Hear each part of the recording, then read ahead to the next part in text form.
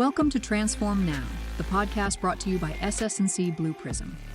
Agentic automation isn't just the next step in automation, it's the future of how work gets done. By enabling intelligent, autonomous agents to take action, adapt, and collaborate, organizations are unlocking new levels of productivity, growth, and customer delight.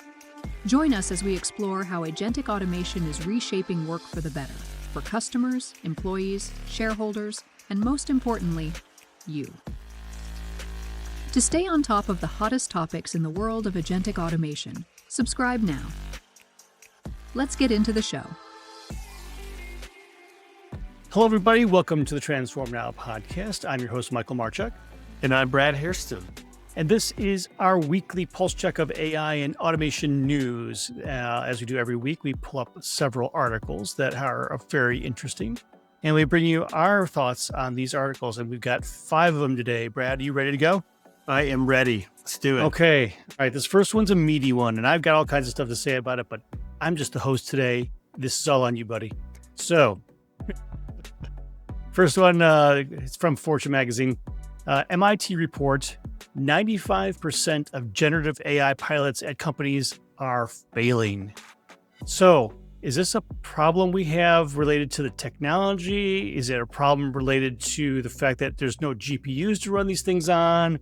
Is it a problem because they just released GPT-5? What's going on here, Brad? Yeah, well, I probably saw this headline show up in more posts and articles over the past week than anything else. And they're not the first, third party basically to come forward and say that a lot of AI projects are falling flat. Gartner, I think just about a month ago, said that by 2027, a huge percentage of the projects that are underway around AI are gonna be shut down. So I was interested to hear what MIT had to say, and it has 3 kind of main points that I thought were really of interest. Okay, so first one is that they say it's not so much the quality of the AI model that is causing these projects to fall flat, but it's the learning gap. It's for both tools and organizations. So they're pointing to essentially flawed enterprise integrations. And they say, ChatGPT has worked well because it allows for flexibility in the way people use it. But then when you get to enterprise implementations of AI, it's a totally different ballgame, and you need to treat that very carefully and prepare your users and others. And apparently organizations are not doing that very well. They go on to say that, and the points they made that I thought were the most interesting, they went on to say that another issue is that most of the Gen AI budgets are dedicated to sales and marketing, to the front office, whereas most of the biggest opportunities are still in the back office. Things like eliminating business process outsourcing or cutting external agency costs, streamlining operations, those kinds of things. So I thought that was an interesting observation. And I would agree. Most of the Gen AI pilots I've seen, especially the ones that have been successful, have been more around customer operations or sales and marketing. They're very much in the front office. The second thing they said, which I also found of interest, is that in their study, they found that those that acquired AI tools and models and leveraged third parties were more successful than those that tried to build it themselves. In fact, I think it was 67% of the time they saw more success from those that are using third parties versus trying to do it all by themselves. So those are some interesting points, some good takeaways. I think they're additive to what Gartner and others have said in the last few months. I mean, there's no secret that companies are struggling to get AI off the ground and to meet those expectations that have been created by the by the hype around it. But I think the first point I made is probably the biggest of all, which is the kind of the change management or the learning gap. I think if that continues to be disregarded, we're going to continue to see a lot of failed implementations.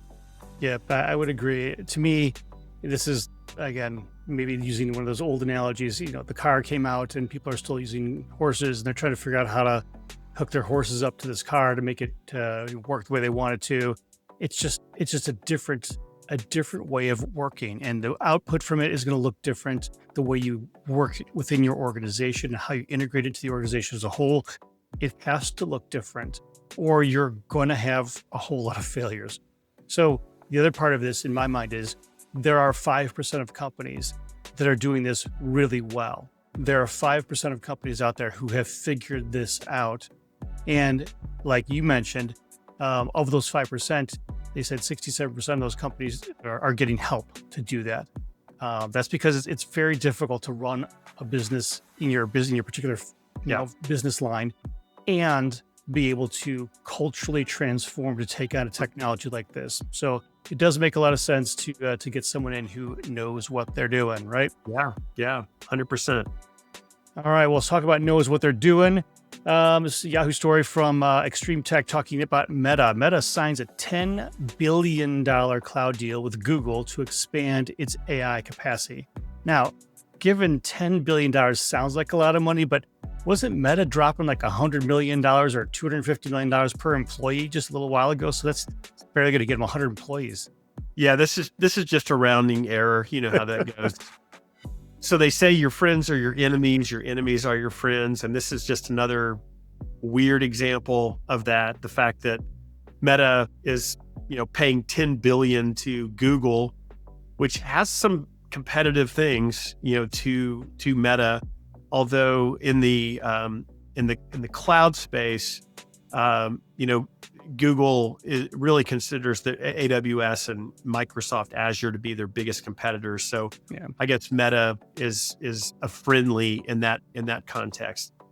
But this is a 6-year agreement where Meta is going to use Google Cloud to quickly increase their computing capacity for AI projects. They already operate more than 24 data centers, and they're working on more. But many of these are going to take a very long time to get ready. So by adding Google Cloud, Meta can get rolling on this, and they can, it can help fuel their efforts to be more competitive at a faster pace. And we've seen with multiple stories over the last several months, Meta is spending like crazy to try to catch up. They really have a sense of urgency. They realize they are the laggard. And Mark Zuckerberg is doing everything in his power to charge ahead. So on the Google side, as mentioned, they are trying to keep up with AWS and Azure. And Bloomberg Intelligence is cited in the article saying that Google Cloud has much lower token pricing, and that is a strength of theirs. So I'm assuming Meta is taking advantage of that. But the bottom line on this story is Meta is dead serious about catching up with their competitors. They're not afraid to spend big bucks, and we'll continue to see them doing that, I assume, for some while. I would imagine they would. What's interesting to me, too, is like we talk about Google and Meta and AWS and Microsoft. They're all developing their own chipsets for doing AI. And it's interesting to see that Meta would then turn to Google, who's a strength in this. Certainly their tensor units are very, very popular and very powerful to allow them to have their own AI, the Llama AI, running on that. So again, like you said, it's your friends, your enemies are friends, and it's all kind of weird in Silicon Valley. So Yep. Speaking of weird, I know you often connect with AOL. In fact, you've got mail, I think. Mm-hmm. This article's from AOL. Your doctor is probably using AI, and you might not even know it. How is that possible? Well, I think some of them are still keeping it pretty close to the vest and maybe not being as upfront about it.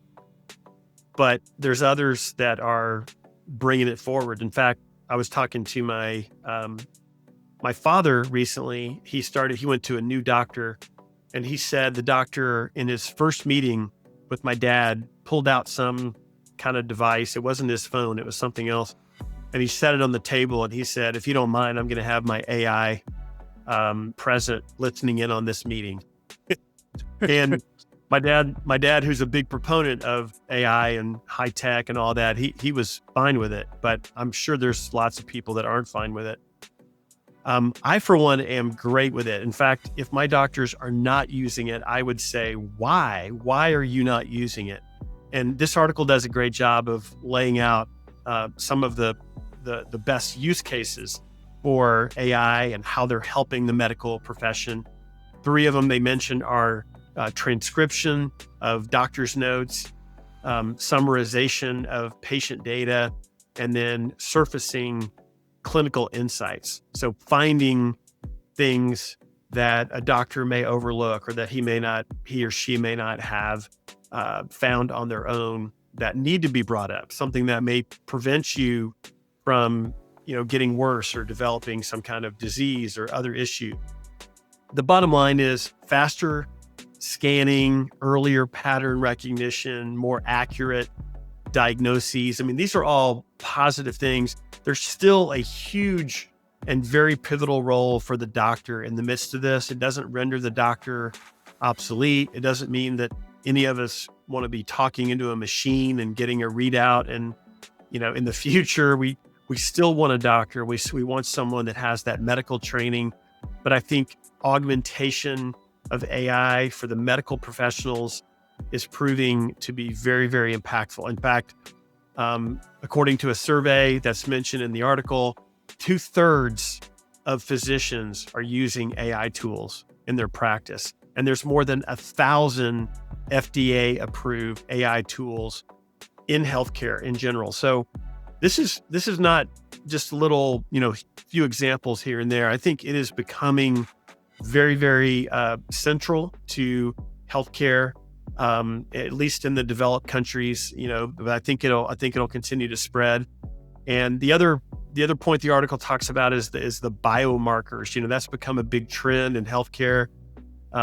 You and I probably get a PSA test, every 6 months or a year, as one test that you get when you're older. And those biomarkers are very, very powerful. They're even more powerful when you can feed thousands and thousands of them into an AI model that looks at thousands or millions of cases and can detect patterns and then look at your biomarkers and predict something with a great, degree of accuracy. I mean, this is one of the real positives, I think, of AI. And I know there's people that feel completely on the other side of the spectrum for me, but I definitely like it, and I have no issue with my doctor involving it, and I wish more of them would involve it.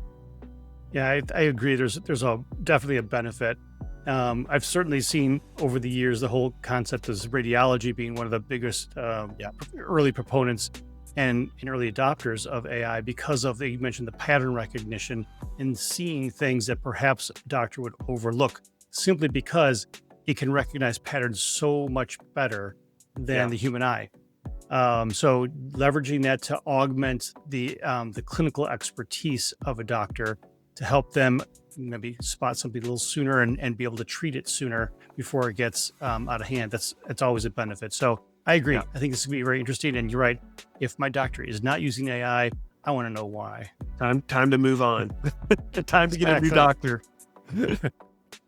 All right. So speaking of creative uses for AI, our next article comes from NBC News.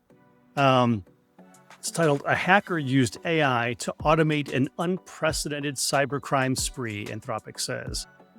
It says the company behind the Claude chatbot said it caught a hacker using its chatbot to identify, hack, and extort at least 17 companies. This is a new use case for the AI that we've been playing with? Yes, this is on the, we just showed or highlighted a very positive use of AI. This goes to the other side and talks about a very negative, a very shocking and scary story, which is a hacker who was determined to be outside the U.S. Using Claude to basically hack and extort at least 17 companies. And of those companies, one was a defense contractor, one was a financial institution, and then multiple healthcare providers. I mean, none of that's good, right? They No. stole social security numbers, bank details, some patient sensitive medical information.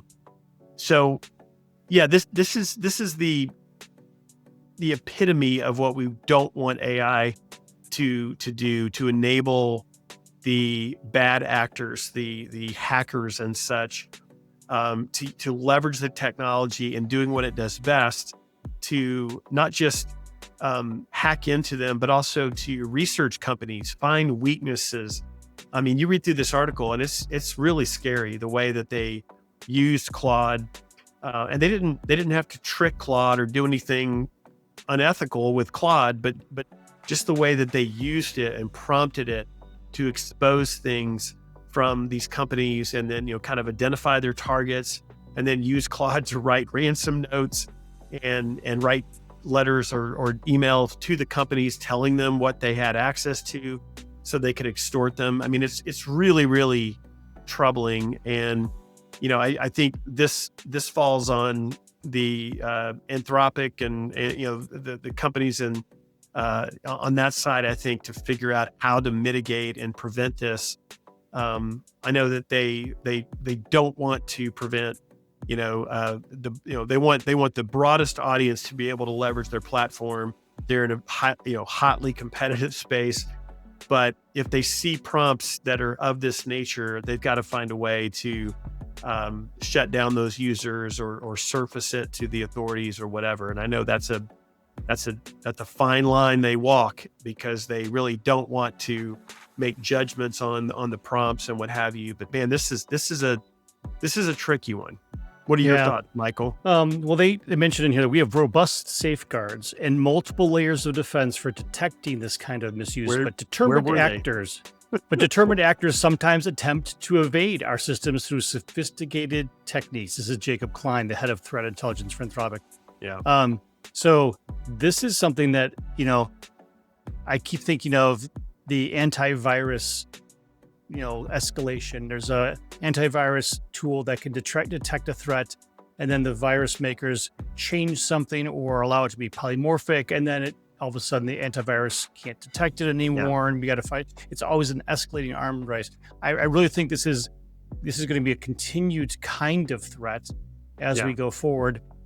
Just because of how these LLMs operate. I mean, there's only so many things you can do to prevent them.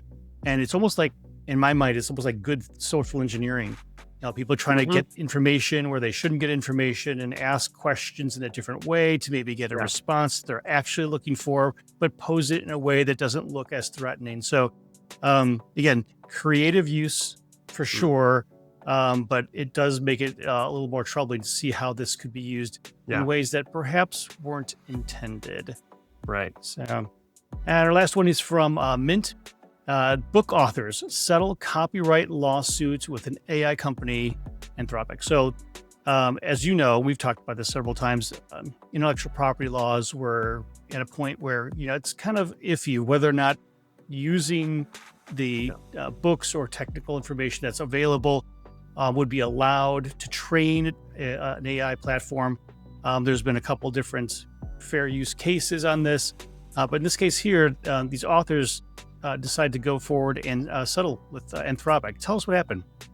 Well, what's shocking about this is that back in June, the judge who was ruling on this case actually came to the defense of Anthropic and said that what they were doing with these books and the material that's in question was fair use, that they weren't just copying it and putting it into other outputs from the model. They were transforming it in a way that it was essentially new content. So yeah, it may have read a book and, borrowed a pattern or basically used it to be trained in a way that it impacted the output, but the output was transformed enough that it wasn't a copyright infringement. So that ruling was in June, but the judge still wanted a trial to take place where Anthropic would go through and explain how they're using this content, how they're feeding it into their model, what kind of safeguards and such are they putting in place. And I guess the output of that is maybe they looked guiltier than they seemed back in June, because here we have a settlement. And I'm sure, I assume it's because Anthropic wants these authors to go away happy and stop using terms like plagiarism and large scale theft in the same sentence with Anthropic. I did go back and look at the authors who were involved in this suit, and I thought maybe one or two of them would be like well-known authors, but they're really not. There's 3 authors and they've written a combined 10 books. Only one of them, Andrea Bartz, is cited as a New York Times bestseller. She's written 5 novels. The other 2, I look like they've had limited to no success with their books. So it's a little strange that these 3 came together, however that happened, and then hired a high-powered lawyer to go after Anthropic. And, now they're walking away with a settlement that hasn't been disclosed. But I really thought it would be, an author that had more at stake and had more of their reputation or more works that were being violated. But these are 3, lesser known authors. I guess they just chose the right lawyer and they've had success with this. There's 2 things with this. One is, like you mentioned, they weren't necessarily well known. But if you look at it from the merits, it doesn't really matter whether they know you or not. My book is a copyrighted book. It doesn't matter. Right. The commercial impact of it is, the fact is it's copyrighted and you took it from me was the biggest issue. Yeah. And obviously they said, the judge indicated that no, actually this is considered fair use. So that's one aspect. The other aspect, which I still think is a little more in the gray area of this lawsuit, is the fact that they have trying to figure out how they got these books, because based on what they had mentioned, they said the company was still on the hook and was scheduled to go to trial over how to acquire these books by downloading them from online shadow libraries of pirated copies. So maybe the fair use was okay of the content itself, but the way they obtained the content, now it gets into a little grayer area of whether or not that was the way they should have. You're probably right. Yeah, very shady the way that they got access to the books. And I think these authors were probably surprised that someone, even an AI model, had read their books, and it caught them off guard. And then when they realized it was an AI model, then they changed their strategy. But it's very likely they made more money at the lawsuit than they would on selling their books. I guarantee you that is the case. That is definitely the case. Well, that's all we got for this episode of our Transform Now Pulse Check. As always, we have a great guest every week, and we encourage you to listen to that one. Make sure you subscribe and find out more about what's coming down the path here. So until then, we'll see you next time on the Pulse Check. Thanks for listening to Transform Now, the podcast from SS&C Blue Prism. You can find all of our episodes on your favorite podcast channel, as well as YouTube. To stay on top of the hottest topics in the world of agentic automation, subscribe now. The future of work is here.